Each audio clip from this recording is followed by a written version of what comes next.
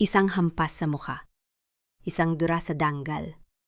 Habang nakaluhod si Della sa malamig na sahig ng hotel, tanging ang tibok ng puso ng kanyang anak sa sinapupunan ang nagbibigay sa kanya ng lakas. Akala ni Senyora Miranda, sapat na ang yaman niya para tapakan ang isang buraot na katulong. Ngunit sa pagdating ni Royce, ang makapangyarihang CEO, isang lihim ang muling mabubuksyan. Sino ang tunay na may utang na loob? Magsisimula na ang laban ng isang inang walang sandata, kundi ang kanyang marangal na puso? May pag-asa pa ba ang isang pusong durog na? Wala kang silbi. Isang basura na nagdadalang tao. Sa tingin mo ba ay may puwang ang gaya mo sa marangal na lugar na ito? Ang dumi-dumi mo na gusto mo pang madamay ang hotel na ito sa kamalasan mo. Ang boses ni Senyora Miranda ay tila talim ng itak na humiwa sa katahimikan ng engrandeng lobby ng Grand Imperial Hotel. Sa gitna ng makintab na sahig na gawa sa marmol, nakaluhod si Della. Ang kanyang mga kamay na nanginginig ay may hawak pang basang-basahan. Kanina lang, buong ingat niyang pinupunasan ang sapatos ng senyora dahil nababoy ito ng putik sa labas. Isang kilos ng pagmamalasakit para sa hotel na itinuturing niyang pangalawang tahanan, sa kabila ng kanyang pamamaga ng mga paa at pagbigat ng kanyang sinapupunan. Ngunit ang sagot sa kanyang kababaang loob ay isang malakas na sampal.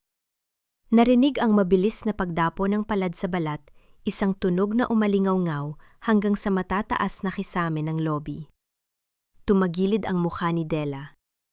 Ang init ng palad ng matanda ay tila nanuot sa kanyang kalamnan, ngunit mas masakit ang lamig na dulot ng mga mata ang nakatingin sa kanya mula sa paligid.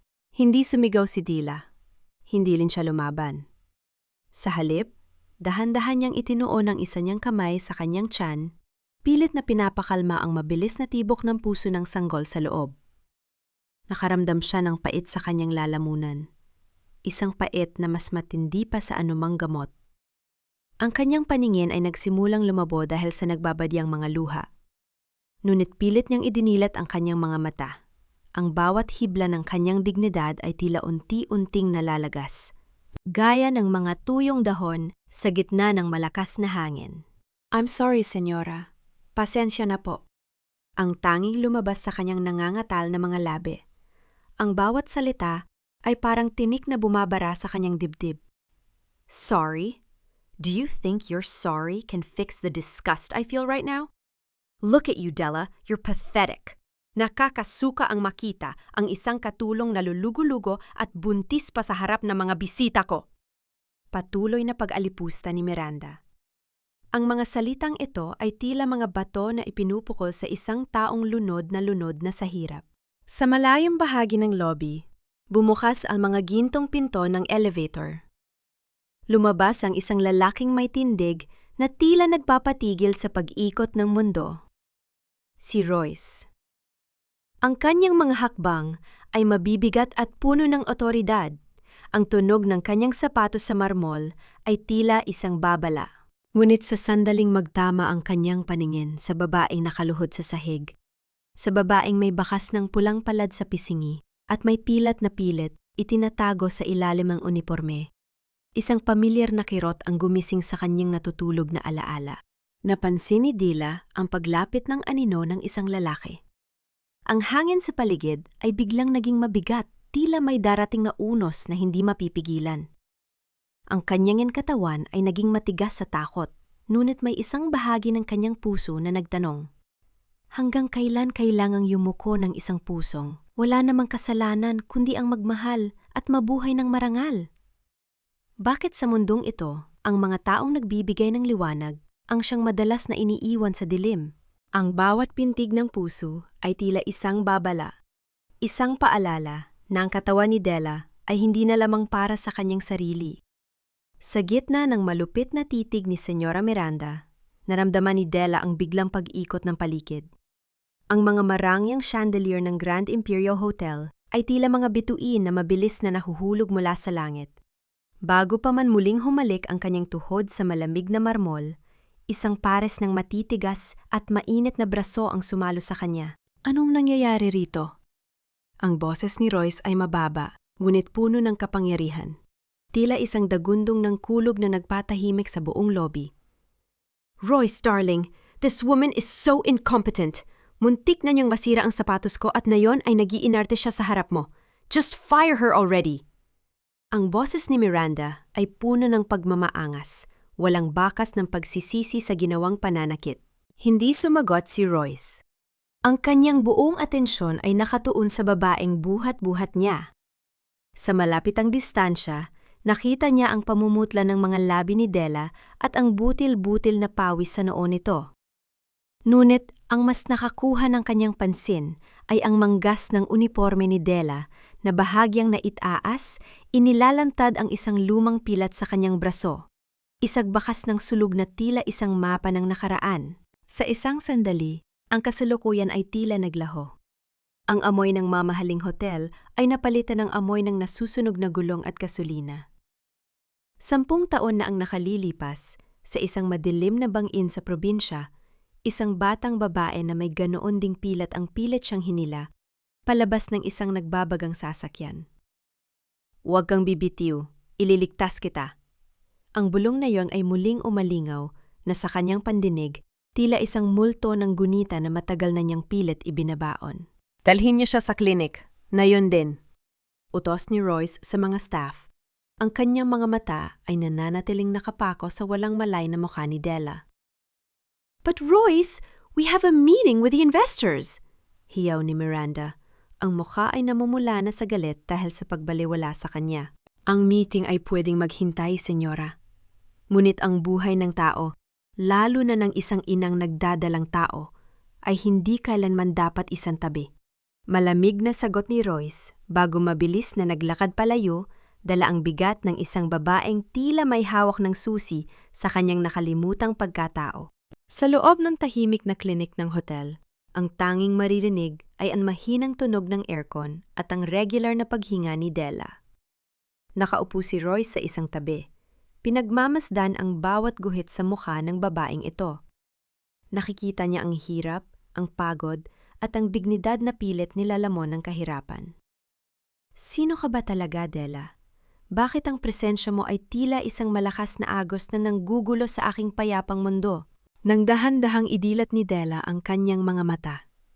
Ang puting kisame ang unang bumati sa kanya. Ngwit nang malingat ang kanyang paningin at makita ang CEO na nakatitig sa kanya, mabilis siyang nagtangkang bumangon sa kabila ng panghihina. Sir Royce, I'm sorry po. Babalik na po ako sa trabaho.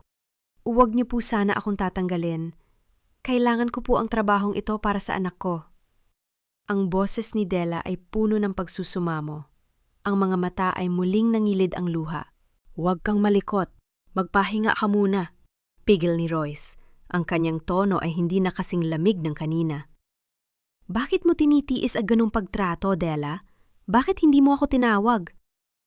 Sino lang ba naman po ako, sir? Isang hamak na tagalinis. Ang gaya nyo ay nasa itaas, at ang gaya ko ay narito sa ibaba. Hindi po tayo magkapareho ng mundo. Mapait na sagot ni Della habang pilit na ibinababa ang kanyang manggas para itago ang pilat. Isang mabigat na katahimikan ang namagitan sa kanila. Gustong itanong ni Royce ang tungkol sa pilat, tungkol sa gabing yon sa bangin. Nuit bago pa siya makapagsalita ay narinig ang pag-vibrate ng cellphone ni Della sa ibabaw ng mesa. Dahil sa panghihina, hindi agad ito maabot ni Della kaya si Royce na ang kumuha. Isang mensahe ang bumungad sa screen na hindi sinasadyang nabasa ni Royce. Della, ito na ang huling babala ng bangko. Kung hindi ka makakapagbayad ng utang ngayong araw, kailangan nyo nang lisanin ang tinitirhan nyo. Bukas na bukas din, gigibay na ang barong-barong nyo. Tumingin si Royce kay Della. Ang babaeng ito na nagligtas sa kanya noon ay tila unti-unti nang nilalamon ng kawalan ng pag-asa ngayon. Ang kanyang dating tagapagligtas ay isa na ngayong biktima ng malupit na tadhana. Sa labas ng klinik, ang bawat yabag ng takong ni Senyora Miranda ay tila pagpukpok ng martilyo sa katahimikan ng pasilyo. Ang kanyang mukha, na puno ng mamahaling kolorete, ay namumula sa matinding galit. Para sa isang babaeng sanay na sinusunod at sinasamba, ang ginawang pagbaliwala ni Royce sa kanya ay isang insult o hindi niya mapapalampas. You will regret this, Royce.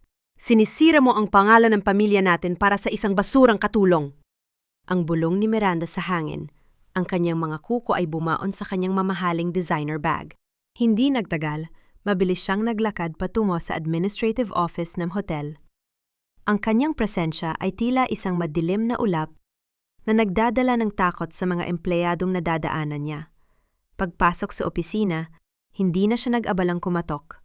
Ang malakas na tulog ng pagbukas ng pinto ay nagpagitla sa mga staff na naroon. Ilabas niyo ang record ng babaeng yon, Dela, whatever her name is. I want her out of this hotel, and I want her out now. Utos ni Miranda, ang kanyang boses ay nanginginig sa pot. Pero senyora, si Sir Royce po ang nagdala sa kanya sa klinik. Wala po kaming autoridad na magtanggal ng empleyado ng walang pahintulot niya. Sagot ng isang takot na secretary. Isang matalim na tingin ang ipinukol ni Miranda. Ako ang pinakamalaking investor ng hotel na ito. Huwag niyo akong idaan sa mga protocol niyo. Kung hindi niyo siya tatanggalin, sisiguraduhin kong bukas na bukas din ay wala na kayo lahat na trabaho. At tawagan niyo ang security. Ngayon din. Habang nangyayari ang gulo sa opisina, bumalik si Della sa locker room ng mga staff. Nanghihina pa rin siya.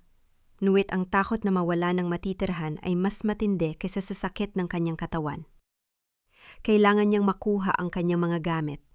Kailangan niyang humanap ng paraan para maisalba ang kanilang barong-barong. Ngunit bago pa man niya mahawakan ang kanyang locker, hinarang siya ng 3 lalaking nakauniporme ng security. Kasunod nila ay si Senyora Miranda na may nakakalokong ngiti sa mga labi. Don't bother, Della. You don't belong here anymore. Ani Miranda habang dahan-dahang lumalapit. Inutusan ko na silang itapon ang lahat ng basura mo. At kapag sinabi kong basura, kasama na dun ang lahat ng may kinalaman sa'yo. Sa gitna ng pasilyo, nakita ni Della ang kanyang maliit na bag na luma at sira-sira. Binuksan ito ng isa sa mga guard at ibinuhos ang laman sa sahig. Lumabas ang isang maliit na baunan, isang kupas na litrato ng kanyang pumanaw na asawa, at ang ilang piraso ng bariya na pinag-ipunan niya para sa panganganak. Senyora, maawa po kayo. Huwag niyo pong gawin ito. Pagmamakaawa ni Della, pilit na lumuluhod sa harap ng matanda sa kabila ng laki ng kanyang tiyan. Kailangan ko po ang trabahong ito. Paano na po ang anak ko? Ang anak mo? Marahil ay mas mabuti pang hindi na siya isilang sa mundong ito kung ang magiging ina niya ay isang magnanakaw at mga agaw gaya mo. Bulyaw ni Miranda. Kinuha niya ang litrato ng asawa ni Della at sa harap ng umiiyak na babae ay dahan-dahan itong pinunit sa gitna. Napatigil ang mundo ni Della. Ang tanging alaala na natitira sa kanya mula sa kanyang asawa ay wala ng halaga sa ilalim ng mga paa ni Miranda. Ang bawat piraso ng papel na nahuhulog sa sahig ay tila mga piraso ng kanyang sariling puso.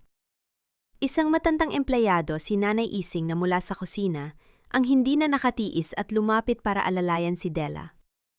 Tama na po, senyora. Buntis ang tao. Baka kung ano ang mangyari sa kanya. Matapang na sabi ng matanda habang pilit na itinatayo si Della. Huwag kang makialam, Ising. Kung gusto mong sumunod sa kanya sa kalsada, ituloy mo ang pakikialam mo, banta ni Miranda. Tiningnan ni Miranda si Della nang may pandidiri. Umalis ka na! At huwag ka nang magpapakita sa hotel na ito. Kahit saang sulok ng Maynala, sisiguraduhin kong walang kukuha sa'yo. Gugutom ka, Della. Gugutom ka kasama ang anak mo. Habang pilit na inilalabas si Della ng mga security guard sa service entrance ng hotel, ang ulan sa labas ay nagsimula ng pumatak ng malakas. Ang bawat patak ng tubig ay tila nakikiramay sa mga luhang hindi na maubos-ubos ni Della. Wala siyang pera, wala siyang trabaho, at bukas ay wala na rin siyang tahanan. Tumayo si Della sa gitna ng ulan, yakap ang kanyang sarili at ang kanyang tiyan. Ang lamig ng gabi ay nanunuot sa kanyang buto, ngunit ang mas matinding lamig ay nagmumula sa kawalan ng katiyakan sa kanyang kinabukasan. Ngunit sa kabilang bahagi ng hotel, si Royce ay kakatapos lang makausap ang doktor tungkol sa kalagayan ni Della. Nang bumalik siya sa klinik, at makitang wala na ang babae, isang matinding kaba ang bumalot sa kanyang dibdib. Tinawagan niya ang security, Ngunit ang sagot na nakuha niya ay nagpaliyab sa kanyang galit. Anong ibig ninyong sabihin na pinalayo siya sa utos ni Senyora Miranda? Sino ang nagbigay sa inyo ng karapatang sundin ng utos na hindi galing sa akin?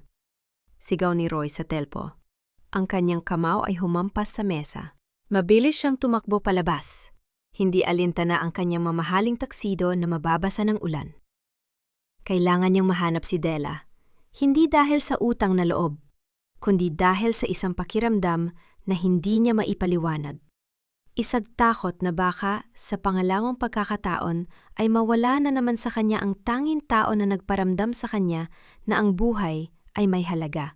Habang nagmamaneho sa gitna ng madilim at maulang kalsada, nakita ni Royce ang isang figura na naglalakad ng pasuray-suray sa gilid ng tulay.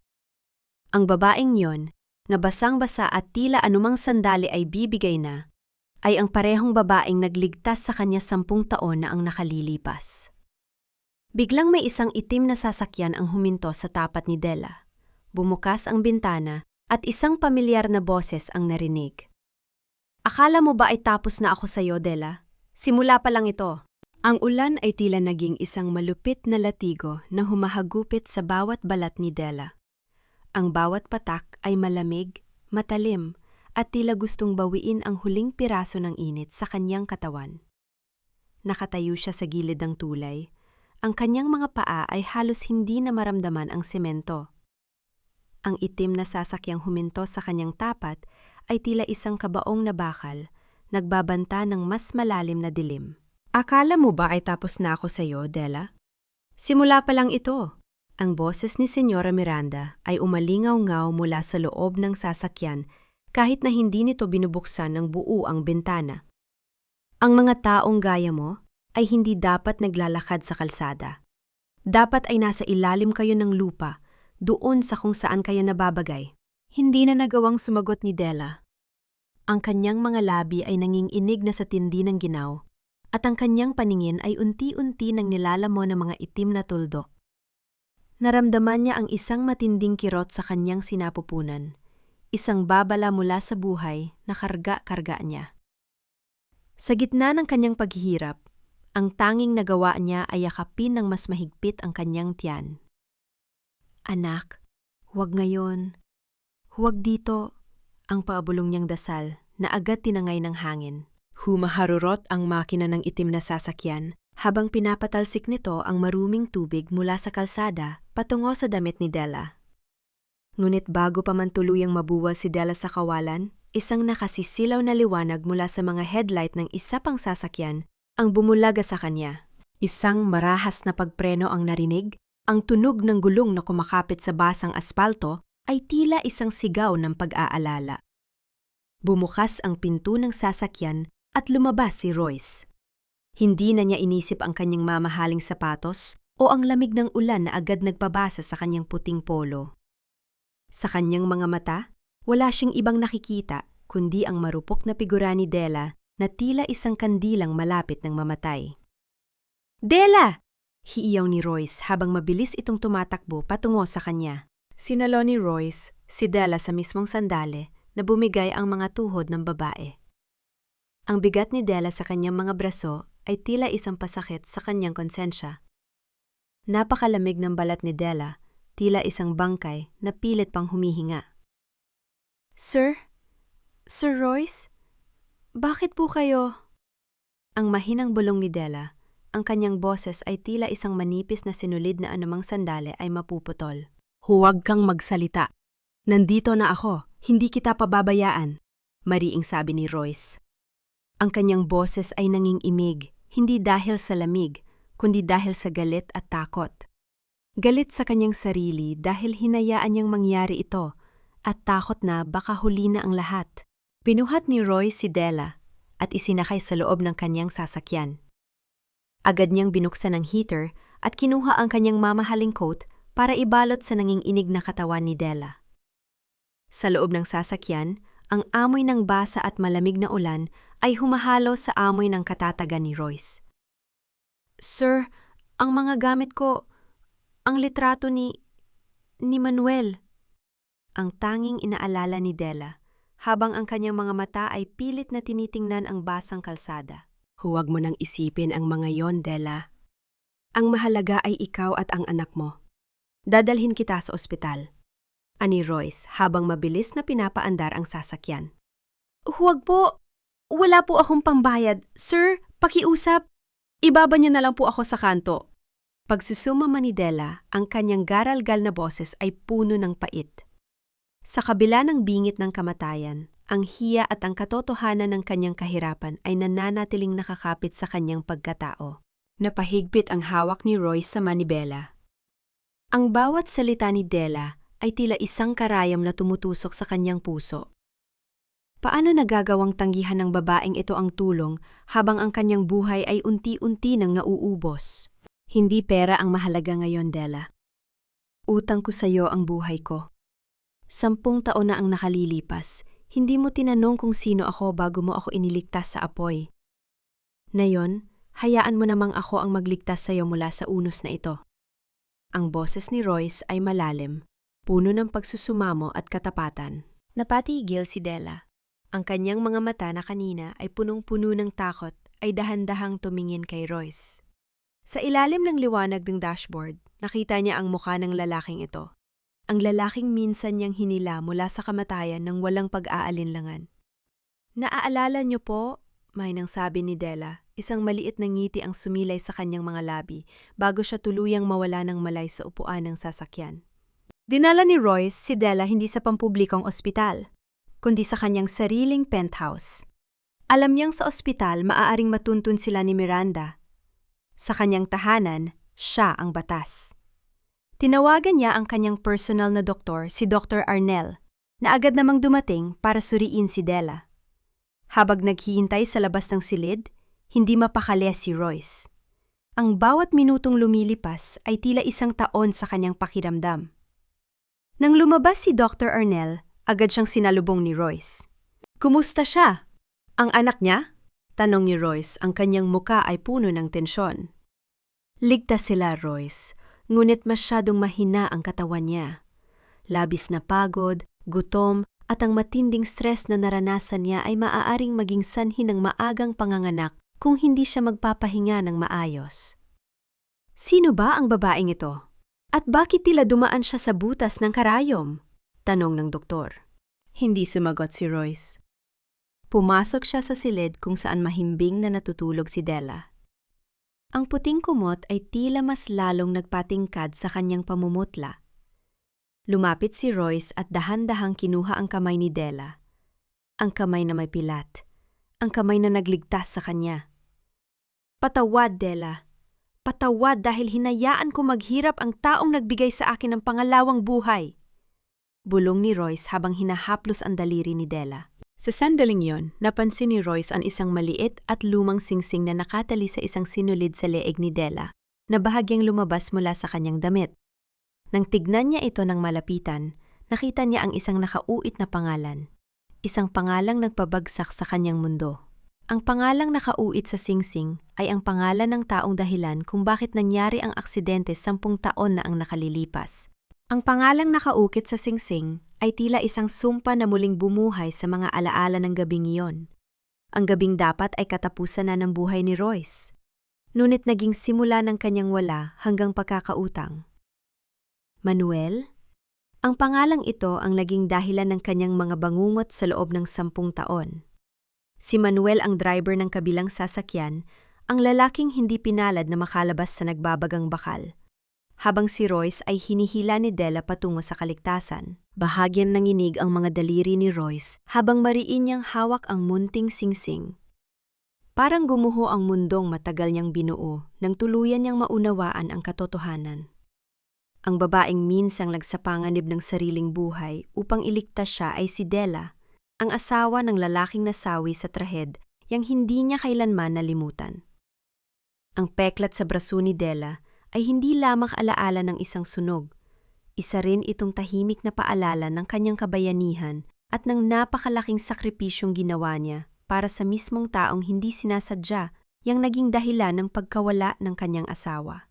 Dahan-dahang imulat ni Della ang kanyang mga mata. Ang marangyang kisame na gawa sa mamahaling kahoy at ang malambot na kama ay tila isang panaginip na hindi niya kayang abutin. Ngunit nang makita niya si Royce na nakatayo sa gilid ng kama, hawak ang kanyang singsing, mabilis na nagbalik ang realidad. "Sir, ang singsing ko po!" Ang boses ni Della ay puno ng kaba. Pilit niyang inabot ang alahas na tila ba ito ang kanyang huling hininga. Sino si Manuel, Della? Tanong ni Royce. Ang kanyang boses ay paos at puno ng emosyon na hindi maipaliwanag. Yumuko si Della. Ang mga luha ay muling pumatak sa malinis na kumot ng penthouse. "Siya po ang asawa ko, sir. Ang tanging lalaking minahal ko. Siya po ang namatay sa aksidente 10 taon na ang nakalilipas. Ang sabi nila, kasalanan daw ng mayamang lalaking nakabanggaan namin kung bakit siya nawala. Pero hindi ko na inalam kung sino yon. Dahil kahit anong gawin ko, hindi na babalik si Manuel." Ang bawat salita ni Della ay tila isang patalim na lalong nabaon sa dibdib ni Royce. Ang mayamang lalaki na tinutukoy ni Della ay walang iba kundi siya. Ang taong kinamumuhian ng tadhana ni Della ay ang taong kasalukuyang nagpapatira sa kanya ngayon. "Della, makinig ka." Simula ni Royce, ngunit napatigil siya nang makita ang takot sa mga mata ni Della. Hindi pa ito ang tamang panahon para aminin ang lahat. Ang babaeng ito ay masyadong mahina para pasanin ang katotohanang ang kanyang tagapagligtas ay ang siya ring pumatay sa kanyang kaligayahan. "Dito ka muna titira, Della. Huwag kang mag-alala, ligtas ka rito." Pagbabago ni Royce ng paksa, pilit na pinapakalma ang sarili. "Pero sir, hindi po ako nararapat dito. Nakakahiya po. Isa lang akong katulong." Giit ni Della, pilit na bumabangon sa kama. "Wala nang Sir, Della. Tawagin mo akong Royce." Utos niya. Ang tono ay malambot, ngunit hindi matatawaran. "Hindi ka katulong dito. Ikaw ay espesyal na panauhin ko. At ang anak mo, sisiguraduhin kong lalaki siyang may maayos na kinabukasan." Sa mga sumunod na araw, ang penthouse na dati ay malamig at walang buhay ay tila nagkaroon ng kulay. Si Royce mismo ang nag-aasika sa mga kailangan ni Della. Siya ang naghahanda ng masusustansyang pagkain at siya rin ang bumibili ng mga gamit para sa darating na sanggol. Ang bawat kilos ni Royce ay puno ng pag-iinat, tila ba isang maliit na pagkakamali ay sapat na para gumuho ang mundong pilit ning itinatayo para kay Della. Isang hapon, habang nakaupo si Della sa balkonahe at pinagmamasdan ang paglubog ng araw, lumapit si Royce dalang isang baso ng gatas. "Salamat, Royce," mahinang sabi ni Della. "Hindi ko alam kung bakit mo ito ginagawa. Napakabuti mo sa akin sa kabila ng lahat." Tumingin si Royce sa malayo, sa mga ilaw ng lungsod na tila mga munting bituin sa lupa.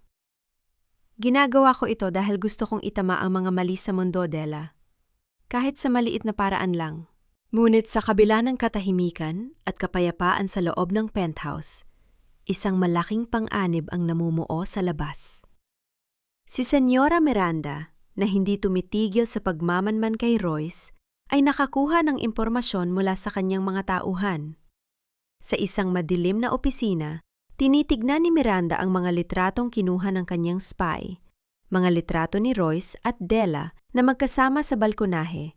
Tila isang masayang pamilya. "Akala mo ba ay maitatago mo siya sa akin, Royce?" Ang boses ni Miranda ay puno ng lason. "Kung hindi ko siya napaalis sa hotel, sisiguraduhin kong sa kalsada siya kukunin ng kamatayan. At kasama niya ang anak na yan." Kinuha ni Miranda ang kanyang telpono at may tinawagan.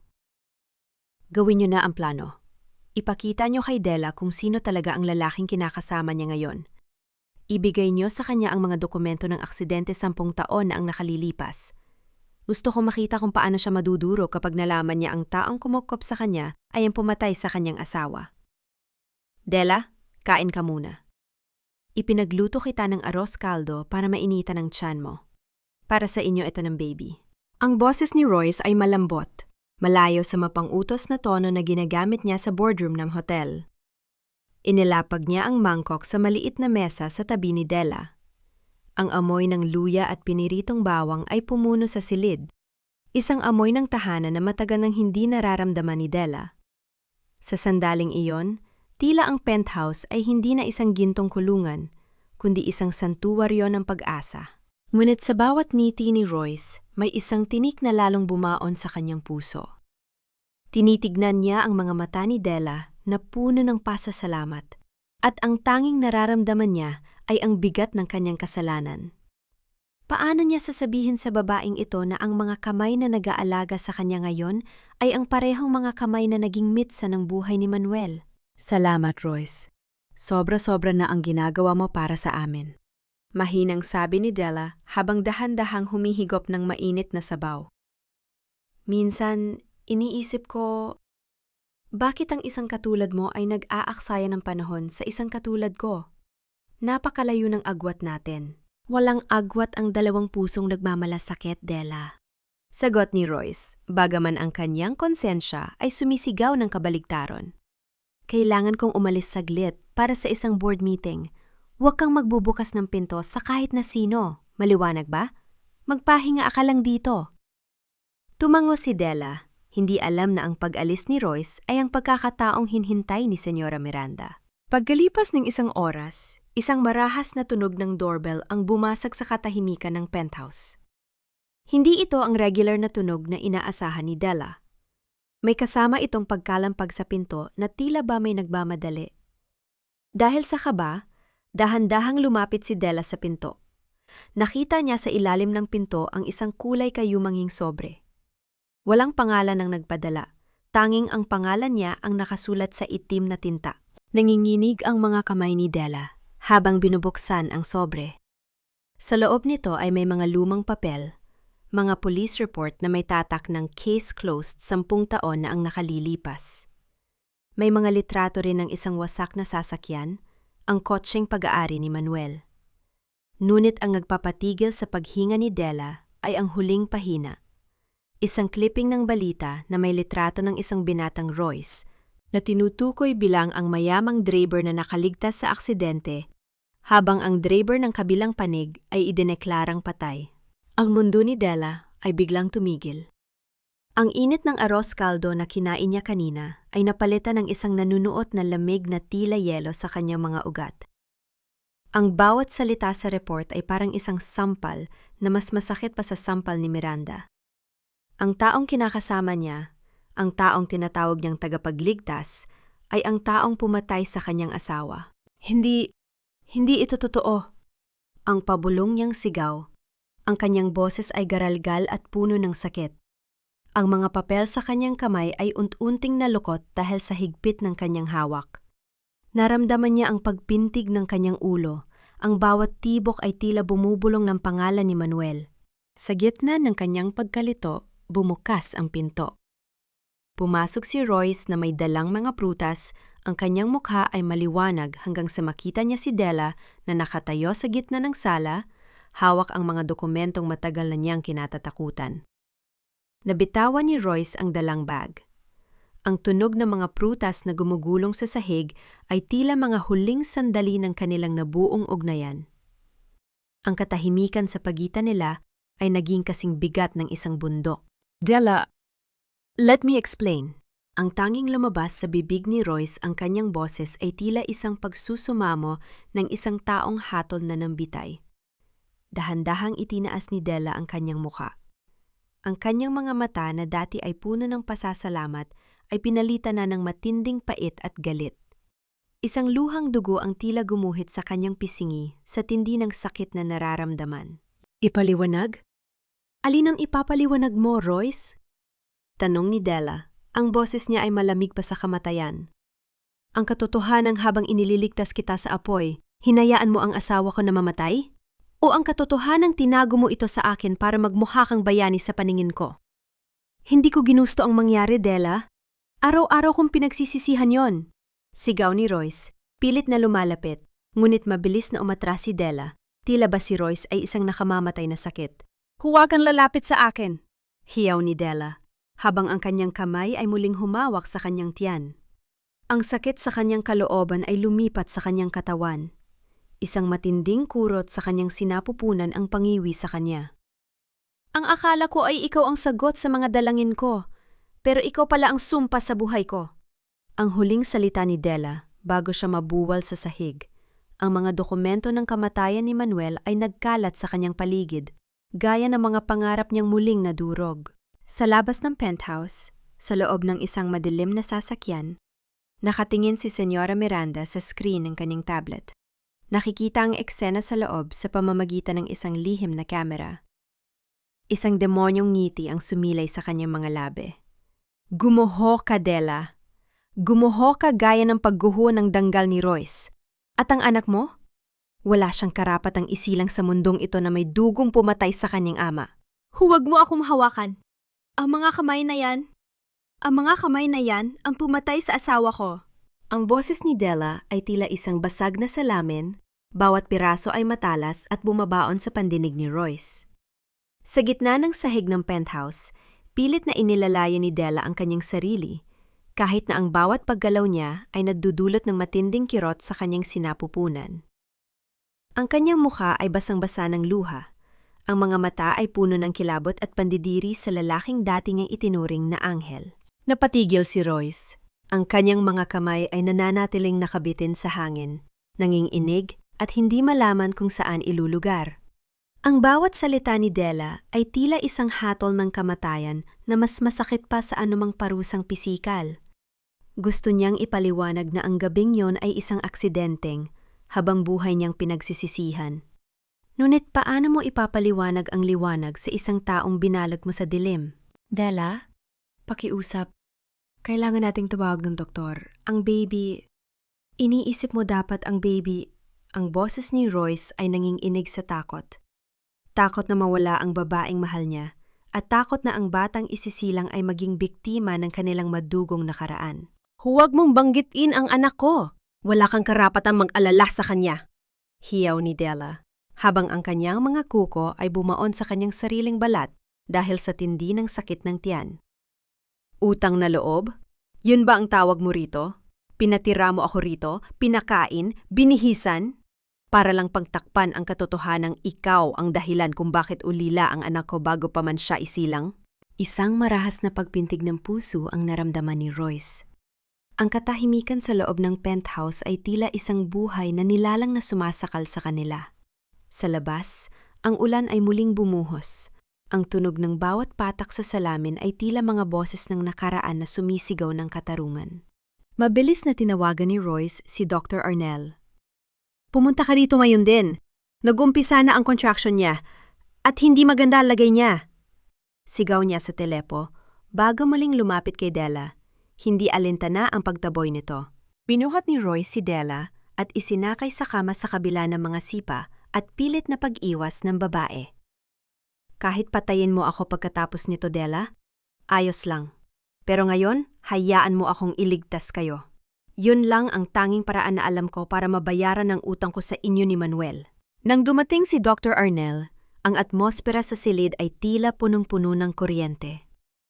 Ang bawat pagdaing ni Della ay tila isang punyal sa dibdib ni Royce. Habang sinusuri ng doktor ang kalagayan ni Della, nakatayo si Royce sa isang sulok, nakatingin sa mga papel na nagkalat sa sahig, ang ebidensya ng kanyang kasalanan. Masyadong maaga, Royce. Ang stress ang naging mitsa nito. Bulong ni Dr. Arnel habang inaayos ang mga kagamitan. Kailangan nating pigilan ang premature labor. Kung hindi, pareho silang malalagay sa panganib. Sa gitna ng kanyang paghihirap, dahan-dahang napatingin si Della sa kisame.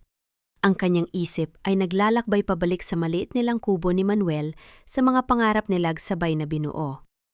Ngunit ang bawat magandang alaala ay tinatabunan ng mukha ni Royce, ang lalaking nagligtas sa kanya sa kalsada, ang lalaking nag-alaga sa kanya sa penthouse, at ang lalaking pumatay sa kanyang asawa. Manuel?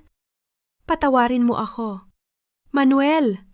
Ang mahinang usal ni Della bago muling mawalan ng malay dahil sa tindi ng pagod at sakit. Habang nagbabantay si Roy sa labas ng pintuan, ang kanyang cellphone ay muling umilaw. Isang mensahe mula sa isang hindi kilalang numero. Isang litrato ng penthouse mula sa labas, at isang maikling mensahe. Ang ganda ng tanawin mula rito. Sayang naman kung magiging kulay pula ang lahat ng puting kumot sa loob. Alam ni Royce na hindi pa tapos si Miranda. Ang pagbubunyag ng katotohanan ay simula pa lamang. Ang susunod na hakbang ng senyora ay ang tuluyang pagpuksa sa huling alaala ni Manuel, ang sanggol sa sinapupunan ni Della. Napahigpit ang hawak ni Royce sa kanyang baril na nakatago sa drawer. Ang kanyang mukha ay naging kasing tigas ng bato. Kung ang kanyang buhay ay kinuha na ng tadhana nung gabing yon sa bangin, ang natitirang hininga niya ngayon ay itataya niya para sa huling pagkakataon. Hinding-hindi mo sila mahahawakaan, Miranda. Kahit ang impyerno ay hihigupin ko, maligtas lang sila. Bulong ni Royce sa dilim. Ang bawat hininga sa loob ng marangyang silid ay tila sisingilin ng tadhana. Ang amoy ng antiseptiko ay humahalo sa amoy ng mamahaling pabango ni Royce, isang kombinasyon na nagpapaalala kay Della na siya ay nasa pagitan ng buhay at kamatayan, ng lunas at ng lason.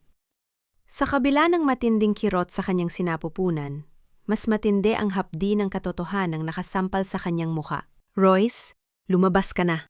Hayaan mo na kaming mamatay rito kung yon ang kabayaran sa buhay ni Manuel. Ang mahinang bulong ni Della, ang kanyang boses ay tila isang tuyong dahon na hinahampas ng hangin. Hindi niya tinitignan ang lalaki. Ang kanyang paningin ay nakapako sa bintana kung saan ang mga patak ng ulan ay tila mga luhang hindi mapatid. Hindi ako aalis, Della. Kahit isumpa mo ako hanggang sa huling hininga ko, hindi kita iiwan sa ganitong kalagayan. Tugon ni Royce. Nakatayo siya sa paanan ng kama. Ang kanyang anino ay mahaba at tila pasan ang bigat ng buong mundo. Ang kanyang mga mata, na dating puno ng awtoridad, ay puno na ngayon ng pagpapakumbaba at pagsusumamo. Ngunit ang katahimikan ng penthouse ay muling binuwag ng isang marahas na tunog mula sa intercom sa sala. Ang mukha ni Royce ay naging kasing tigas ng bato nang makita niya sa screen ang figura ni Senyora Miranda sa lobby, kasama ang dalawang lalaking nakabaro at may hawak na mga dokumento. I have the police and a court order, Royce. Buksan mo ang pinto kung ayaw mong sirain ko ang reputasyon mo sa harap ng buong bansa. Ang boses ni Miranda ay umalingaw-ngaw sa speaker, puno ng ngit-ngit at tagumpay. Napatayo si Royce. Ang kanyang kamao ay nagnyit-nyit. Alam niyang hindi titigil ang matanda hanggat hindi nito nakukuha ang gusto, ang tuluyang pagwasa kay Della. Mabilis niyang tinignan si Dr. Arnel. Huwag mong hahayaang pumasok ang kahit na sino sa silid na ito. Babantayan ko ang pinto. Lumabas si Roy sa sala at binuksan ang pinto ng penthouse. Doon, tumambad sa kanya ang nakangising mukha ni Miranda. Ang mga mata nito ay tila sa isang buitre na naghihintay ng mamatay na biktima. Anong kailangan mo, Miranda? Hindi ba sapat na winasak mo na ang buhay niya 10 taon na ang nakalilipas? Ang boses ni Royce ay mababa, ngunit puno ng banta. Winasak? Ako ba ang pumatay sa asawa niya, Royce? O ikaw? Ang pangungutya ni Miranda. Ang bawat salita ay sadyang itinaas ang boses para marinig ni Della sa loob. Nandito ako para sa katarungan. Ang babaeng nasa loob ay biktima ng kidnapping at coercion. Isang mamatay tao na kumukupkop sa asawa ng kanyang pinatay? That's a headline the world needs to see. Umalis ka rito, bago pa ako makagawa ng bagay na pagsisisihan nating dalawa. Banta ni Royce, habang ang kanyang katawan ay nagsisilbing pader sa pagitan ni Miranda at ng silid ni Della. Hindi ako aalis hanggat hindi sumasama sa akin ang babaeng yan. Della! Della, makinig ka! Sigaw ni Miranda, pilit na sumisilip sa loob. Ang lalaking kumukupkup sa'yo ay ang taong naging dahilan kung bakit ka naging pulubi. Huwag kang magpaloko sa mga luhang buwayan niya. Sa loob ng silid, ang bawat sigaw ni Miranda ay tila mga latigo na humahagupit sa sugatang puso ni Della. Ang kanyang paghinga ay naging mabilis. Ang monitor ng kanyang puso ay nagsimulang tumunog ng mabilis at hindi regular. Ang maitim na katotohanan ay tila isang malaking alo na unti-unting lumulunod sa kanya. Della, huminahon ka? Ang baby, isipin mo ang baby. Ang pagsusumamo ni Dr. Arnel, ngunit huli na. Ang emosyonal na paghihirap ni Della ay umabot na sa sukdulan. Biglang bumukas ang pinto ng silid. Lumabas si Della, pasuray-suray. Hawak ang puting kumot na nakabalot sa kanyang katawan. Ang kanyang muka ay kasing puti ng papel. Ngunit ang kanyang mga mata ay nag-aapoy sa isang uri ng lakas na nanggagaling sa desperasyon. Napatigil sina Royce at Miranda. Ang presensya ni Della sa gitna ng sala ay tila isang anghel na bumagsak mula sa langit. Sugatan, nuit hindi pa rin sumusuko. Tama na, ang paos na sabi ni Della. Tumingin siya kay Miranda, pagkatapos ay kay Royce. Ang kanyang titig ay tila humihiwa sa bawat isa sa kanila. Kayong mga mayayaman, akala nyo ba ay pag-aari nyo ang buhay namin? Na ang mga pangarap namin ay pwedeng paglaruan dahil lang sa pera nyo? Della, pumasok ka na sa loob pakiusap. Ang boses ni Royce ay basag. Hindi, Royce. Tapos na ang pagtatago, sabi ni Della. Humarap siya kay Miranda. Gusto mo akong kunin? Sige, pero bago yon, sisiguraduhin kong ang buong mundo ay malalaman kung paano mo ginamit ang kapangyarihan mo para pagtakpan ang lahat. Hindi lang si Royce ang naroon nung gabing yon, hindi ba? Ang mukha ni Miranda ay biglang namutla. Ang nising tagumpay ay napalitan ng isang bakas ng takot. Anong sinasabi mo? Naalab ko na, bago ako mawala ng malay noon, may isa pang sasakyan. Isang sasakyang itim na hindi tumigil para tumulong. Isang sasakyang may plakang hindi ko makalimutan. Ang boses ni Della ay naging matatag. Ang bawat salita ay punyal na tumatama sa konsensya ni Miranda. Sa sandaling iyon, isang malakas na tunog ng sirena ng ambulansya at pulis ang narinig mula sa ibaba.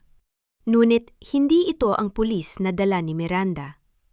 Ang pinto ng penthouse ay muling bumukas at pumasok ang isang abogado na matagal nang hinahanap ni Royce, ang taong may hawak ng black box ng kumpanya mula 10 taon na ang nakalilipas.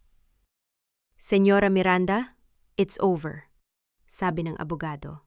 Ngunit ang tensyon ay biglang naputol nang isang matinding daing ang kumawala sa mga labi ni Della. Napahawak siya sa kanyang tiyan at dahan-dahang napaupo sa sahig. Ang puting kumot ay nagsimulang mansahan ng matingkad na kulay pula. Ang baby ko! Royce! Ang baby ko! Ang huling hiyaw ni Della bago siya tuluyang mawala ng malay sa gitna ng sala. Ang bawat segundo ay tila naging minuto habang binuhat ni Royce ang walang malay na katawan ni Della. Ang dugo nito ay mansa na ngayon sa kanyang damit. Isang mansa ng kasalanan at ng bagong pag-asa na tila unti-unti nang nauubos. Pakiusap, wag ang anak ko. Kunin niyo na ang lahat, wag lang ang buhay ng anak ko. Ang boses ni Della ay tila isang malabong bulong na nagmumula sa kabilang panig ng mundo, bagaman ang kanyang mga labi ay halos hindi na gumagalaw. Sa gitna ng puting sahig ng penthouse, ang matingkad na pulang mansa ay patuloy na kumakalat, tila isang mapait na paalala ng lahat ng sakripisyo at sakit na kanyang pinagdaanan. Ang lahat ng yaman ni Royce, ang lahat ng kapangyarihan ni Miranda, wala itong silbi sa harap ng unti-unting pagpanaw ng isang buhay. Della! Della, lumaban ka! Please! Stay with me! Hiyaw ni Royce, ang kanyang boses ay basag at puno ng desperasyon na hindi pa naririnig ng sinuman. Binuhat niya si Della. Hindi inaalinta na ang dugo na ngayoy mansa na sa kanyang mamahaling puting polo. Ang bawat hakbang niya patungo sa elevator ay tila isang pakikipaggarera sa kamatayan. Napatigil si Miranda sa gilid. Ang kanyang mukha na kanina ay puno ng pagmamayabang ay nayoy binalot ng takot. Hindi dahil sa awa, kundi dahil sa katotohanan kung mamatay si Della, ang lihim na kanyang itinatago sa loob ng 10 taon ay maaaring mabaan sa limot, o kaya namay maging mitsa ng kanyang tuluyang pagbagsak. Royce, let the paramedics handle her. You're making a scene! Sigaw ni Miranda, pilit pa ring isinasalba ang kanyang dignidad sa harap ng mga pulis na dala niya. Umalis ka sa harap ko, Miranda! Kapag may mangyaring masama sa kanila, sisiguraduhin kong ang impyer no ang magiging huling hantungan mo. Ang tingin ni Royce ay sapat na para patigilin ang tibok ng puso ng sinuman. Sa sandaling yon, hindi na siya ang CEO. Siya ay isang lalaking nakikipaglaban para sa kaisa-isang pagkakataon niyang makabawi sa tadhana. Sa loob ng ambulansya, Ang tunog ng mga kagamitang medikal ay tila isang nakatutulig na musika sa pandinig ni Royce. Hawak-hawak niya ang kamay ni Della, ang kamay na may pilat, ang kamay na nagligtas sa kanya noon. Ngunit ngayon, ang kamay na yon ay napakalamig. Della, makinig ka. You are the strongest woman I know. You saved me once, now let me save you. Please, huwag kang bibitiw. Bulong ni Royce habang idinidikit ang nos sa kamay ni Della. Ang bawat patak ng luha mula sa kanyang mga mata ay tila naghuhugas sa kanyang madilim na nakaraan. Habang nasa gitna ng kawalan ng malay, si Della ay tila naglalakad sa isang malawak at maputing dalampasigan. Doon nakita niya ang isang pamilyar na figura, si Manuel. Nakasuot ito ng puting barong, nakangiti at tila hinihintay siya. Manuel? Sa wakas, magkakasama na tayo, ang maseng-usal ni Della sa kanyang panaginip. Ngunit nang malapit na niya itong mayakap, huminto si Manuel at itinuro ang kanyang tiyan. Hindi pa ito ang oras, Della. May anghel na kailangan makakita ng mundo. Pumalik ka, mahal ko. Mabuhay ka para sa ating anak. Ang boses ni Manuel ay tila isang mainit na hangin na yumayakap sa kanyang buong pagkatao. Kasabay ng isang malakas na pagpintig ng kanyang puso, dahan-dahang idinilat ni Della ang kanyang mga mata sa loob ng emergency room. Ang maliwanag na ilaw ay nakasisilaw, ngunit ang unang naramdaman niya ay ang sakit na tila hinihiwa ang kanyang buong katawan. Asan ang baby ko? Ang kanyang unang tanong, kahit na halos walang boses na lumalabas. Della, kailangan nating magsagawa ng emergency C-section. Masyadong malakas ang bleeding. Ang boses ni Dr. Arnel ay mabilis at puno ng kaba. Kailangan mong maging matapang. Gawin mo ito para sa anak niyo ni Manuel. Nang marinig ang pangalan ng kanyang asawa, isang kakaibang lakas ang dumaloy sa mga ugat ni Della. Ang kanyang mga mata na kanina ay wala ng buhay, ay biglang nag-apoy. Ang pagbangon ng isang ina ay hindi nagsisimula sa lakas ng katawan, kundi sa tibay ng paninindigan. Sa labas ng operating room, nakaupo si Royce sa sahig. Nakasandal sa pader, ang kanyang muka ay nakabaon sa kanyang mga kamay. Dumating si Nanay Ising, bitbit ang isang maliit na bote ng langis at isang rosaryo. Magtiwala ka, Royce. Ang Diyos ay hindi natutulog. Ang kabutihan ni Della ang magsisilbing kalasag nila ngayon. Ang malumanay na sabi ng matanda habang hinahawakan ang balikat ni Royce. Lumipas ang ilang oras na tila walang katapusan. Bawat tunog ng bumubukas na pinto ay nagpapatayo kay Royce. Hanggang sa lumabas ang isang nurse, bitbit ang isang maliit na sanggol na nakabalot sa asul na kumot. Ngunit ang paligid ay nananatiling tahimik. Walang iyak na narinig. Napatayo si Royce. Ang kanyang puso ay tila tumigil sa pagtibok. Nasaan ang bata? Bakit hindi siya umiiyak? Ang nurse ay may malungkot na tingin, habang sa likod niya ay lumabas si Dr. Arnel na may bakas ng dugo sa kanyang gown. Ang katahimikan sa pasilyo ay tila isang mabigat na sumpa na muling bumabalot sa kanila. Royce, nagawa namin ang lahat, ang simula ng doktor. Ang katahimikan sa pasilyo ng ospital ay tila isang malalim na hukay na humuhigop sa huling pag-asa ni Royce. Nakatitig siya sa maliit na sanggol na asul ang balat, walang galaw, at tila isang estatwa ng pait. Ang bawat segundo ng pananahimik ng bata ay tila isang taon ng pagdurusa para sa mga taong naghihintay. Ang mga kamay ni Royce ay nanginginig. Ang kanyang hininga ay pigil, habang ang mundo ay tila huminto sa pag-ikot. Iyak ka. Apo, pakiusap. Iyak ka. Ang pabulong na dasal ni Nanay Ising habang mahigpit na hawak ang kanyang rosaryo. Sa loob ng operating room, sa gitna ng labo ng kanyang paningin, narinig ni Della ang nakabibing katahimikan. Kahit na siya ay lupaypay at halos wala ng lakas, ang instinto ng isang ina ay bumangon sa kanyang kalooban. Sa kanyang isip, muli niyang narinig ang boses ni Manuel. Mabuhay ka para sa ating anak. Sa isang hindi maipaliwanag na lakas, dahan-dahang ijinalaw ni Della ang kanyang daliri. Ang anak ko, ang namamaos niyang usal. Kasabay ng kanyang boses, isang mahina at garalgal na tunog ang bumasag sa katahimikan ng silid. Isang uha. Nung una ay mahina, tila isang kuting na naghahanap ng kalinga, hanggang sa ito ay naging isang malakas at masiglang iyak na umalingaw-ngaw sa buong pasilyo.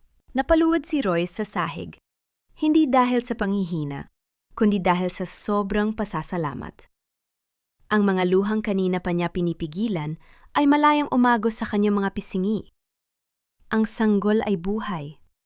Ang huling alaala ni Manuel ay ligtas. Ngunit habang ang lahat ay nagdiriwang sa milagrong naganap, isang madilim na anino ang dahan-dahang lumalapit mula sa dulo ng pasilyo. Si Senyora Miranda, na kanina ay tila natalo, ay may bitbit na ngayong isang bagong sandata. Sa kanyang likod ay 2 opisyal ng pulisya at isang lalaking nakabarong na may hawak na warrant. Congratulations, Royce! Isang bagong buhay sa gitna ng isang madugong kasaysayan. Ang boses ni Miranda ay puno ng sarkasmo. Ngunit sayang naman, dahil ang ina ng batang yan ay hindi magkakaroon ng pagkakataong makita siyang lumaki. Napatayo si Royce. Ang kanyang muka ay muling naging kasing tigas ng bato. Ano na namang laro ito, Miranda? Umalis ka na habang may pasensya pa ako? Hindi ito laro, Royce. Ito ay batas.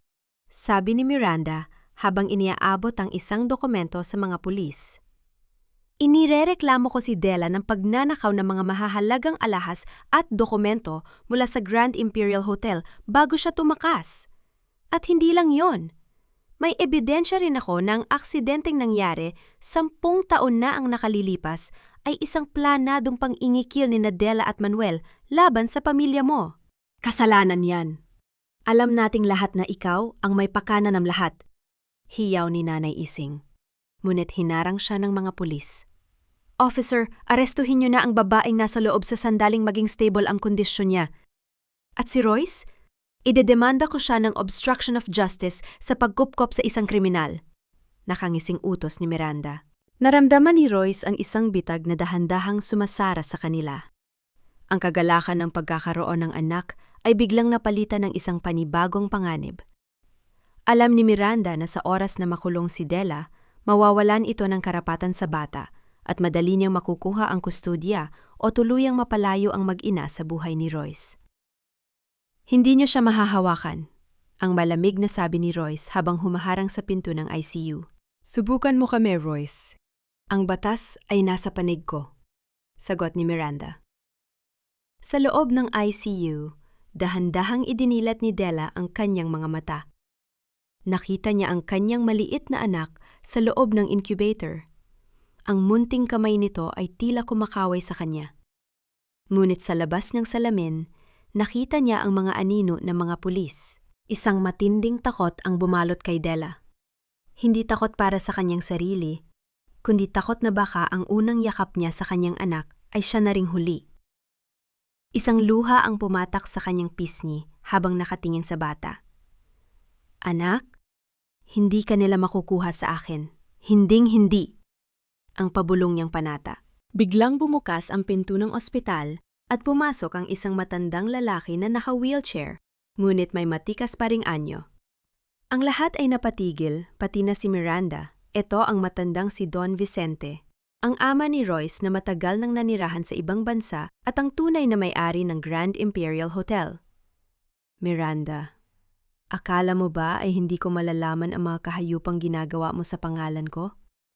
Ang boses ng matanda ay mahina ngunit puno ng awtoridad na nagpatahimik sa buong ospital. Walang puwang ang awa sa negosyo, Royce. At ang babaeng yan ay isang malaking lamat sa ating imperyo na dapat nang itapon bago pa tayo tuluyang gumuho. Ang boses ni Senyora Miranda ay tila isang matalim na piraso ng yelo na humihiwas sa mainit na tensyon sa loob ng pasilyo. Sa kabila ng pagdating ni Don Vicente, ang matanda ay nananatiling nakatayo ng tuwid. Ang kanyang mukha ay isang maskara ng kabangisan na pilit itinatago sa ilalim ng mamahaling alahas. Ngunit sa pagkakataong ito, hindi ang kanyang boses ang nangigibabaw. Tumingin si Don Vicente kay Miranda. Ang kanyang mga mata na tila malalim na dagat ay puno ng pagkadismaya. Ang Grand Imperial ay itinayo ko sa pundasyon ng Danggal, Miranda. Hindi sa paninirang puri at panggigipit sa mga taong walang laban. Ang mga dokumentong hawak mo? Alam nating dalawa kung saang madilim na sulok mo yan nakuha. Papa, tama na! Ang pagputol ni Royce, ang kanyang boses ay pagod, ngunit may determinasyong hindi matitinag. Lumapit siya sa kanyang ama. Ang kanyang mga mata ay pabalik-balik sa pintuan ng ICU kung saan naroon si Della at ang kanilang anak. Hindi ko na kailangan ng husti, siyang galing sa mga salita. Gagawin ko ang dapat para matapos na ito. Humarap si Royce kay Miranda. At sa isang iglap, ang aura ng isang makapangyarihang CEO ay naglaho. Pinalitan ito ng isang lalaking handang, isuko ang lahat para sa kaisa-isang bagay na may halaga sa kanya. Gusto mo ang Grand Imperial? Hindi ba? Ang malamig na tanong ni Royce. Napatigil ang lahat. Maging si Miranda ay napaawa ang labi sa hindi inaasahang alok. Royce, anong sinasabi mo? Ang gulat na tanong ni Don Vicente. Ibigay mo sa akin ang lahat ng ebidensyang gawa-gawa mo laban kay Della. Bawiin mo ang lahat ng demanda. At sa harap ng aking ama, pipirmahan ko ang dokumentong naglilipat ng lahat ng share ko sa kumpanya sa pangalan mo. Ang boses ni Royce ay matatag, walang bakas ng pag-aalinlangan. Ibibigay ko sa iyo ang trono, Miranda.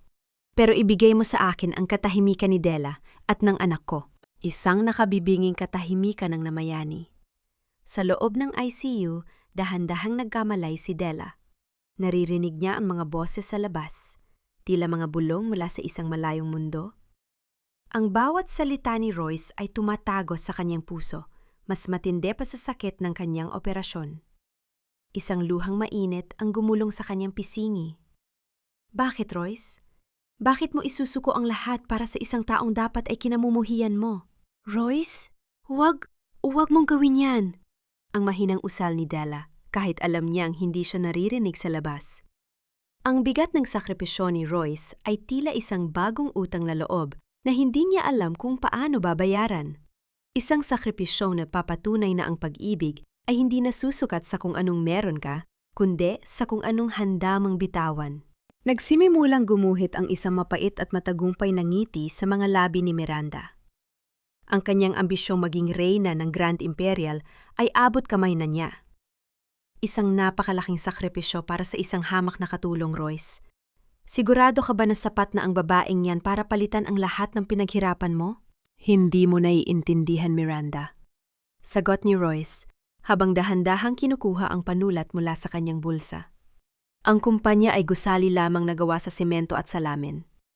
Pero si Della, siya ang nagturo sa akin na ang tunay na kayamanan ay matatagpuan sa bawat pintig ng pusong marangal. Mas pipiliin kong maging pulubi kasama sila kaysa maging hari sa palasyong puno ng lason na gaya mo. Sa pangininig ng kamay ni Don Vicente, tinanggap niya ang papel na iniabot ni Royce. Pinanood ng matanda ang kanyang anak habang nilalagdaan ang kanyang sariling pagbagsak sa mundo ng negosyo, ngunit ang pag-angat ng kanyang danggal bilang isang lalaki. Ngunit sa gitna ng kanilang usapan, isang nurse ang mabilis na lumabas mula sa ICU. Ang muka ay puno ng kaba. Sir Royce, si patient Della, biglang bumagsak ang kanyang blood pressure. Kailangan nating bumalik sa loob. Ang panulat ay nabitawan ni Royce. Ang papel na naglalaman ng kanyang sakripisyo ay nilipad ng hangin sa sahig. Hindi na nabigyan ng pansin. Mabilis siyang tumakbo patungo sa pintuan. Ang kanyang mundo ay muling yanig ng takot. Sa loob, ang monitor ay naglalabas ng isang mahaba at nakatutulig na tunog. Ang linyang berde na dati ay may mga bundok ng buhay ay naging isang patag na disyerto. Della, wag! Wag kang susuko! Ang hiyaw ni Royce habang pilit siyang hinaharangan ng mga staff. Kinuha ko na ang kalayaan mo. Mabuhay ka para maranasan mo ito! Sa huling sandali bago tuluyang magdilim ang paningin ni Della, nakita niya ang mukha ni Royce sa kabila ng salamin. Isang huling ngiti ang sumilay sa kanyang mga labi, isang ngiti ng pasasalamat at ng pamamaalam. Ang kanyang puso, napagod na sa pakikipaglaban sa unos, ay tila nahanap na ang kapayapaang matagal na niyang hinahangad. Ang nakatutulig na huni ng makina ay tila isang mahabang hatol na bumibiyak sa puso ni Royce. Sa loob ng silid, ang linyang berde sa monitor ay naging tuwid na, isang patag na disyerto na walang bakas ng buhay. Ang mga doktor at nurse ay mabilis na kumikilos, ang kanilang mga muka ay balot ng tensyon habang pilit na ibinabalik ang pintig ng pusong pagod na sa pakikipaglaban. Sa labas ng salamin, napasandal si Royce sa pader. Ang kanyang mga binti ay tila naging malambot na kandila. Ang papel na nilagdaan niya, ang dokumentong nag-aalis sa kanya ng lahat ng kayamanan at kapangyarihan, ay nayapakan na sa sahig. Walang halaga, dahil ang tanging kayamanang gusto niyang itira para sa sarili ay unti-unti nang binabawi ng langit. Tila, wag. Ibinigay ko na ang lahat. Binili ko na ang kalayaan mo, pakiusap, gamitin mo ito. Ang pabulong na panalangin ni Royce, ang kanyang boses ay paos at halos hindi na lumalabas.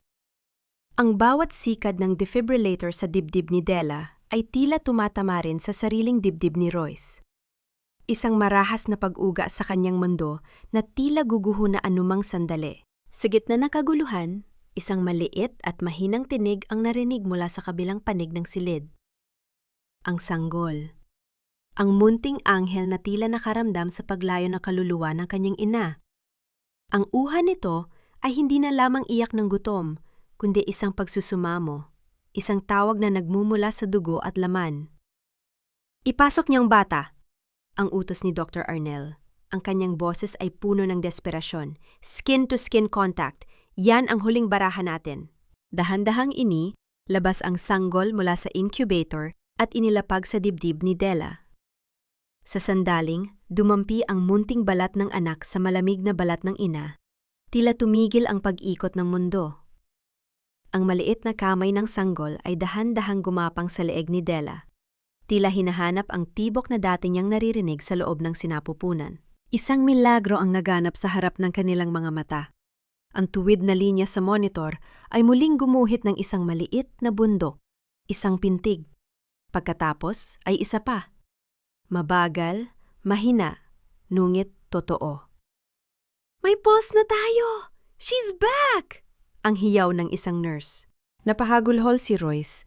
Hindi na inaalinta na ang kanyang imahe sa harap ng mga staff at maging sa harap ni Miranda na nakamasid pa rin sa malayo. Ang kanyang mga kamay na kanina ay nanakayom sa galit ay dahan-dahang bumukas para sa isang pasasalamat na hindi kayang bayaran ng kahit anong halaga. Habang unti-unting kumakalma ang sitwasyon sa loob, si Senyora Miranda ay dahan-dahang lumapit, hawak ang papel na pinirmahan ni Royce. Ang kanyang mga mata ay tila sa isang mapanirang hayop na nakakuha na ng biktima. Ngayong buhay na siya, Royce? Huwag mong kalilimutan ang ating usapan.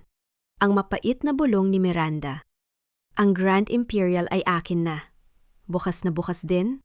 Kailangang lisanin niyo ang ospital na ito at ang lahat ng ari-ariang nakapangalan sa akin. You chose this, remember? Ang pagiging bayani ay may katapat na kahirapan. Tumingin si Royce kay Miranda. Walang bakas ng takot o pagsisisi sa kanyang mga mata. Kunin mo na ang lahat, Miranda. Ang hotel, ang pera, ang kapangyarihan. Busigin mo ang sarili mo sa mga bagay na hindi mo madadala sa hukay. Dahil ang hawak ko ngayon ay isang bagay na hinding-hindi mo magkakaroon. Isang pamilyang binuo ng tunay na pag-ibig at sakripisyo. Ngunit bago pa man makatalikod si Miranda, isang matikas na hakbang ang narinig mula sa likuran nila. Si Don Vicente, na kanina patahimik na nagmamasid, ay may hawak na isang itim na folder. Ang kanyang mukha ay hindi na bakas ng pagod, kundi ng isang galit na matagal ng kinimkim. Miranda, bago ka umalis, dala ang tagumpay mo. Baka gusto mong basahin ang ulat na ito mula sa aking private investigator. Ang malamig na sabi ng matanda. Ang aksidente 10 taon na ang nakalilipas. Hindi lamang si Royce ang biktima roon. At hindi lamang si Manuel ang nawalan. May isang sasakyan na nakarehistro sa iyong pangalan na naroon sa eksena. At ayon sa saksi na nahanap namin sa probinsya, ang sasakyang yon ang sadyang nanggipit sa sasakyan ni Royce para maganap ang banggaan. Nabitawan ni Miranda ang papel na hawak niya. Ang puting dokumento ng kanyang tagumpay ay dahan-dahang nahulog sa sahig, tila isang bandila ng pagsuko. Ang kanyang mukha ay biglang namutla, ang mga labi ay nanginginig at hindi makapagsalita. Ang akala mo ba ay malilinis mo ang iyong mga kamay sa pamamagitan ng paninisi sa iba? Patuloy ni Don Vicente. Ang lahat ng ginawa mo kay Dela, ang panggigipit mo sa aking anak, lahat ng yan ay may kabayaran. At ang kabayarang yon ay magsisimula ngayon. Sa loob ng ICU, dahan-dahang imulat ni Dela ang kanyang mga mata.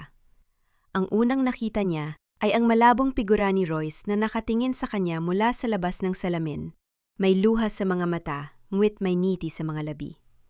At sa kanyang dibdib, naramdaman niya ang isang mainit at buhay na anghel, ang kanyang anak. Ngunit sa kabila ng kagalakan, isang tanong ang nananatili sa isip ni Dela. Ano ang mangyayari sa kanila ngayong wala na silang sandata laban sa mundo? At sino ang misteryosong saksi na tinutukoy ni Don Vicente? Ang bawat salita ni Don Vicente ay tila isang malakas na hampas ng alon na tulu, yan nagpabagsak sa tor ng mga kasinungalingan ni Miranda. Ang pasilyo ng ospital, na kanina ay saksi sa panggigipit, ay binalot na yon ng isang nakabibinging katahimikan, habang ang lahat ng mata ay nakatuon sa nanginginig na ginang. Hindi totoo yan. Gawa-gawa lang yan ng mga taong gustong sirain ang reputasyon ko.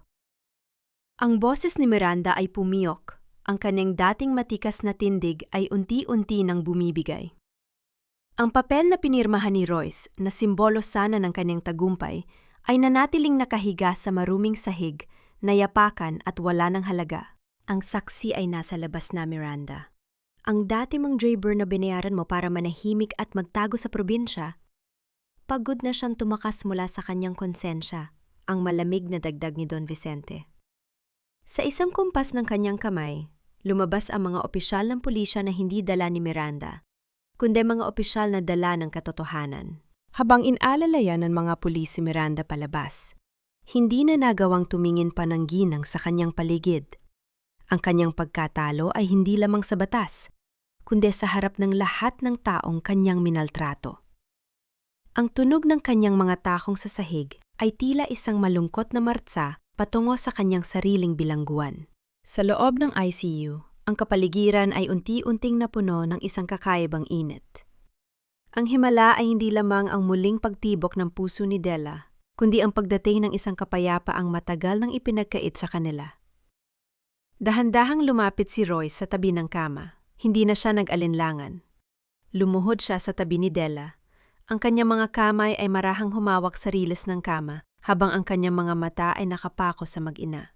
Dela, nandito na ako. Tapos na ang lahat. Ang bulong ni Royce. Ang kanyang boses ay puno ng emosyon. Dahan-dahang idinilat ni Dela ang kanyang mga mata. Bagaman mahina pa ang kanyang katawan, ang liwanag sa kanyang paningin ay hindi na galing sa ilaw ng ospital, kundi sa munting sanggol na mahimbing na natutulog sa kanyang tabi. Ang bawat mahinang paghinga ng bata ay tila isang awit ng tagumpay sa kanyang pandinig. Ang baby ko? Ang anak namin ni Manuel, ang paos na sabi ni Dela. Dahan-dahan niyang tiningnan si Royce. Wala na ang pot sa kanyang mga mata. Pinalitan ito ng isang malalim na pag-unawa. Narinig niya ang lahat ng sakripisyo ni Royce sa labas ng pintuan. Narinig niya ang pagbitiw nito sa lahat ng kayamanan para lamang sa kanyang kaligtasan. Royce, bakit mo ginawa yon? Ang Grand Imperial, ang lahat ng pinaghirapan mo. Ang tanong ni Dela, ang kanyang mga daliri ay marahang humaplos sa kamay ni Royce. Dahil ang tunay na imperyo ay hindi matatagpuan sa isang gusali, Dela. Natagpuan ko ito sa sandaling iniligtas mo ako 10 taon na ang nakalilipas. At natagpuan ko itong muli sa bawat sakripisyong ginawa mo para sa anak niyo. Tugon ni Royce. Ang kanyang mga mata ay nagniningning sa katapatan. Ang pera ay pwedeng kitain muli, pero ang isang pusong gaya ng sayo, iyon ang hindi kayang bayaran ng kahit anong ginto. Isang golden moment ang namagitan sa kanila ng dahan-dahang kinuha ni Dela ang munting kamay ng sanggol at ipinatong ito sa malaking palad ni Royce. Ang pagdampi ng balat ng bata sa balat ng lalaking naging mitsa ng kanyang dusa. Ngunit naging kalasag din ng kanyang buhay ay tila isang pagbabasbas. Isang tahimik na tipa ng pagpapatawad at bagong simula. Manuel, sana ay masaya ka na sa kinaroroonan mo. Binigyan mo kami ng isang anghel na magdudugtong sa aming mga mundo. Ang pabulong na dasal ni Della sa loob ng kanyang isip, habang nagbabantay si Nanay Ising sa malayo, ang kanyang muka ay puno ng ngiti at luha.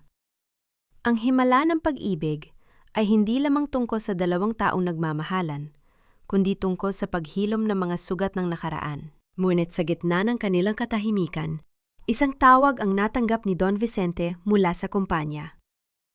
Bagaman arestado na si Miranda, may isang lihim pa palang iniwan ang ginang na maaaring bumago sa kapalaran ng kanilang pamilya. Isang dokumentong nakatago sa loob ng safe ni Manuel nung araw na mamatay ito, isang dokumentong hindi alam ni Della na meron ang kanyang asawa. Anong nilalaman ng dokumentong yon? At bakit tila may kinalaman ito sa tunay na pagkakakilala ni Manuel? Ang katarungan ay madalas na inihahalin tulad sa isang pagong. Mabagal, tila laging nahuhuli, ngunit sa huli ay siguradong dumarating sa kanyang hantungan. Habang ang liwanag ng umaga ay sumisilip sa bintana ng ospital, ang mga anino ng nakaraan ay isa-isa nang naglalaho, pinalitan ng isang katotohanang mas matamis pa sa anumang tagumpay. Sa loob ng silid, dahan-dahang binuksan ni Don Vicente ang itim na folder sa harap ni na Royce at Della. Ang amoy ng lumang papel ay humalo sa amoy ng mga bulaklak sa silid. Kinuha ng matanda ang isang sulat na may pirma ni Manuel, isang sulat na may petsang 1 linggo bago mangyari ang trahedya, 10 taon na ang nakalilipas. Della, anak, ang panimula ni Don Vicente, ang kanyang boses ay puno ng respeto. Si Manuel, hindi lamang siya isang driver. Siya ang taong nagpadala sa akin ng mga lihim na dokumento tungkol sa pagnanakaw ni Miranda sa pundo ng hotel noon pa man. Manuel was a whistleblower. Ang aksidenteng yon, hindi lamang panggigipit kay Royce. Yon ay isang paraan ni Miranda para patahimikin ang asawa mo. Nabitawan ni Della ang baso ng tubig na hawak niya. Ang bawat salita ni Don Vicente ay tila isang piraso ng puzzle na sa wakas ay nabuo na. Ang kanyang Manuel, ang lalaking inakala niyang biktima lamang ng tadhana, ay isang bayaning nagbuwis ng buhay para sa katotohanan. Kaya pala lagi niyang sinasabi na kailangan niyang protektahan ang kumpanya niyo, Sir Royce. Ang hikbi ni Della, ang kanyang mukha ay baon sa kanyang mga palad. Akala ko ay dahil lamang sa tapat siyang driver, yun pala ay dahil alam niyang may masamang nangyayari. Lumapit si Royce at dahan-dahang niyakap si Della. Ang kanyang dibdib ay puno ng halo-halong emosyon, puot kay Miranda at matinding paghanga kay Manuel. Della, ang asawa mo ang nagligtas sa pamilya namin bago mo pa ako iligtas sa bangin. Ang buong Grand Imperial ay may utang sa inyong dalawa. Samantala, sa loob ng isang madilim at masikip na selda sa presinto, nakaupo si Senyora Miranda sa malamig na semento. Ang kanyang mamahaling damit ay gusot na, ang kanyang buhok ay gulo-gulo, at ang kanyang mga mata ay wala ng bakas ng ningning. Sa labas ng selda, naririnig niya ang usapan ng mga pulis tungkol sa mga bagong kasong isinasampa laban sa kanya, estafa, panggigipit, at ang muling pagbubukas ng kaso ng frustrated murder at homicide mula 10 taon na ang nakalilipas. Ang paghuhukom ay hindi lamang dumating sa anyo ng rehas. Dumating ito sa anyo ng kabuuang pag-iisa. Wala ni isa sa kanyang mga dating kaibigan o kasosyo ang dumating para tulungan siya. Ang lahat ng yaman na kanyang ipinagmalaki ay naging abo sa harap ng katotohanang ibinunyag ni Don Vicente. Hindi ito maari! Ako si Miranda! Hindi ako mabubulok dito! Ang hiyaw niya sa loob ng selda. Ngunit ang tanging sumasagot sa kanya ay ang alingaw-ngaw ng kanyang sariling boses. Ang bawat hiyaw niya ay tila isang kanta ng karma na matagal na niyang iniwasan. Balik sa ospital, isang mahalagang desisyon ang ginawa ni Don Vicente. Iniharap niya kay Della ang isang bagong dokumento. Isang kasulatan na nagtatalaga kay Della at sa kanyang anak bilang mga lehitimong benepisyar, yun ang isang trust fund na ipinangalan kay Manuel. Della, Ang pondo na dapat ay para kay Manuel bilang pasasalamat sa kanyang katapatan ay sa inyo na ng anak mo. At ang Grand Imperial, nais kong ikaw ang maging kinatawa ng aming charity foundation. Ikaw ang magsisilbing boses ng mga taong gaya mo na biktima ng kawalang katarungan, ani Don Vicente. Tumingin si Dela kay Royce at nakita niya ang pag-apruba sa mga mata nito. Dahan-dahan niyang kinuha ang panulat, ngunit bago pumirma, hinawakan niya ang kamay ng kanyang anak na mahimbing na natutulog. Para sa iyo ito, Manuel, at para sa ating anak, bulong ni Dela. Ngunit sa kabila ng katarungang nakamit, may isang bagay na hindi pa rin nasasagot. Sa gitna ng kanilang pagdiriwang, isang nurse ang pumasok na may dalang isang lumang box na nakuha sa basement ng hotel. Isang box na may nakasulat na, "Para kay Dela, kung sakaling hindi ako makauwi." Ano ang nilalaman ng huling mensahe ni Manuel para sa kanyang asawa? At handa na ba si Dela na harapin ang huling hiling ng lalaking minahal niya bago niya tuluyang buksan ang kanyang puso para sa isang bagong pag-ibig? Ang hapon ay binalot ng isang gintong liwanag. Tila ang langit mismo ay nakikiisa sa katahimikang namamayani sa balkonahe ng penthouse ni Royce. Pagkalipas ng ilang linggo, sa wakas ay nakalabas na si Dela sa ospital. Hawak-hawak niya ang maliit at lumang kahon na gawa sa Nara. Ang huling alaalang iniwan ni Manuel na natagpuan sa madilim na sulok ng hotel. Nakayo si Royce sa malayo.